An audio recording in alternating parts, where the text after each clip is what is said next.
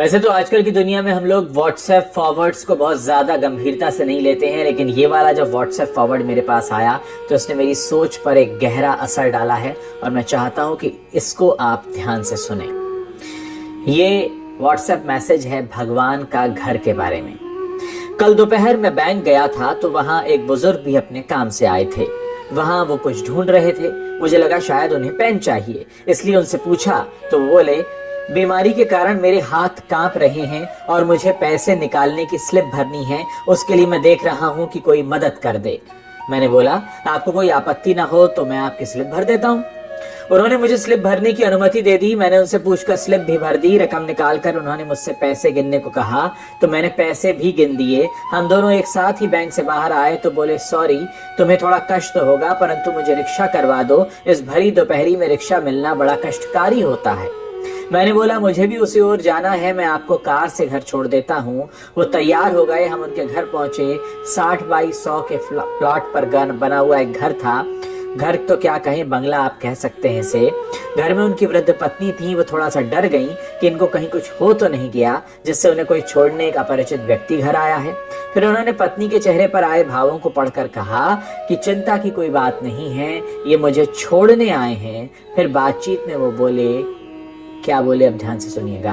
फिर वो बातचीत में बोले, इस भगवान के घर में हम दोनों पति पत्नी ही रहते हैं, हमारे बच्चे तो विदेश में रहते हैं। मैंने जब उन्हें भगवान के घर के बारे में पूछा तो उन्होंने बताया कि हमारे परिवार में भगवान का घर कहने की पुरानी परंपरा है। इसके पीछे की भावना ये है कि यह घर भगवान का है और हम तो उस घर में रहते हैं, जबकि लोग कहते हैं कि घर हमारा है और भगवान हमारे घर में रहते हैं। मैंने विचार किया कि दोनों कथनों में कितना अंतर है। उसके बाद वो बोले, भगवान का घर बोला तो अपने से कोई नकारात्मक कार्य नहीं होते और हमेशा सद्विचारों से हम ओतप्रोत रहते हैं। बाद में मजाकिया लहजे में बोले, लोग तो मौत के बाद भगवान के घर जाते हैं, पर हम तो जीते जी ही भगवान के घर का आनंद ले रहे हैं। ये वाक्य भी जैसे भगवान ने दिया कोई प्रसाद ही है। भगवान ने ही मुझे उनको घर छोड़ने की प्रेरणा दी। घर भगवान का और हम उनके घर में रहते हैं। हमको इस कहानी से बहुत कुछ सीखने को मिलता है दोस्तों। अगर हम इस पर अमल करना शुरू करेंगे तो हमारी आने वाली पीढ़ियों के विचार भी वैसे ही हो जाएंगे। अच्छे कार्य का प्रारंभ जब भी करो वो एक नई सुबह होती है। ज़रा सोचिए, अगर आप अपने घर को अभी से भगवान का घर कहने लगेंगे तो उसके अंदर से जितनी नेगेटिविटी है, जितनी नकारात्मकता है, वो खुद ही बाहर हो जाएगी।